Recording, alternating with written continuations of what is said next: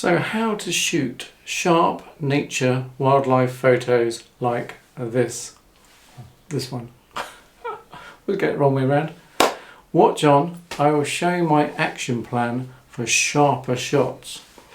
Well, we'll dive straight in. Firstly, you need a tripod. Ideally, you need support. You have to pick the right support for the right job, but once you've got it, it cuts out camera shake.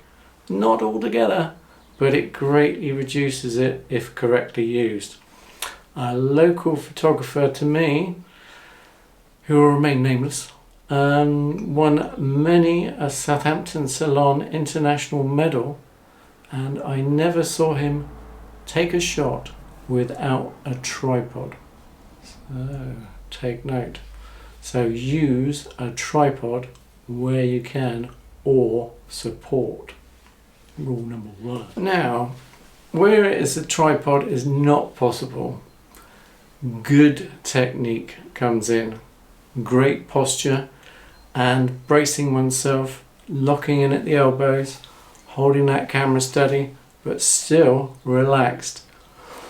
Breathing still important, and using natural tripods also helps. Rocks, trees, the ground itself, preferably with a beanbag, anything to support that camera. Those are the things you want to control. So you've controlled all the physical things in your power, but you ain't got a tripod. What now? Help! So don't panic or get excited that kingfisher you have been waiting for ages has just landed on the branch you thought it would. So of course you are pre-focused on that branch. Always a good point. Pre-focus. Don't move at this point. Don't panic. Relax and squeeze off a few shots. Don't start jabbing at that shutter button. When you have a few in the bag, then start experimenting a bit. Playing around with the aperture. Not a bad idea. Create a better depth of field. Camera always in continuous autofocus, of course, and hopefully you have a fast button set of 1600th of a second to 2000th of a second, and a one for perched bird set as well. And now you're going to predict where that kingfish is going to go. You're going to predict when it's going to take off. Position the frame just ahead of the bird so it's got room to fly into. And now when it flies off, you switch to that fast shutter button and it freezes the action instantly at 2000th of a second plus. So this is the action plan that I deploy in the field. So I start with 1/500th of a second for a perched bird, and then I snap into an action mode depending on the size of the bird, speed of flight, erratic movement, etc. The faster the shutter speed the better, but obviously you have to avoid noise. You can limit your auto ISO, say to 1600. Sharp images are a lot easier to obtain the closer you are to a subject. Sony and Nikon now, I believe, both do eye autofocus, and this comes into play if you're close enough. So Camilla is set to AFC, auto ISO, manual, 1/1600th of a second, f6.3, 20 frames per second, zone focusing.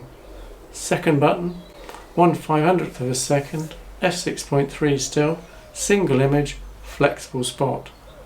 The lens is set to autofocus, optical steady shot, mode 2 or 3, distance range set to full, and on the barrel we also have a focus lock button which you can use to lock focus as well if it's going to stay in the one spot. Always try and focus on the subject's eye and put it in the middle of the frame, unless you're using the Sony A9. and then you got 93% of the screen covered. So sharp images have a lot to do with planning and support. Fast enough shutter speed, appropriate to circumstances and light level, correct camera setup on auto ISO focus mode, aperture. Photography is not cheap hobby, and the best glass certainly helps. For example, the 90mm macro I reviewed the other day is the world's 10th sharpest lens when used correctly, and you can get fantastic results. You can get great results using lesser equipment, but it does pay to invest in your camera equipment. So you've done all that and you're still not getting sharp images. Ooh. Give up the alcohol. Oh yeah. Give up the booze. Stop the camera shake. No. Get a new camera. Well, yeah, maybe. I mean, it is possible. The latest technology does help. Image stabilization, etc. The A9 does give me a distinct advantage if you've got the budget.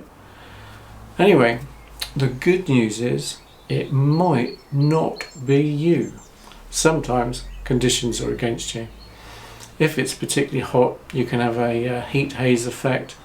Across the lake in the summer, you can get hundreds of insects between you and the subject, and you get diffraction.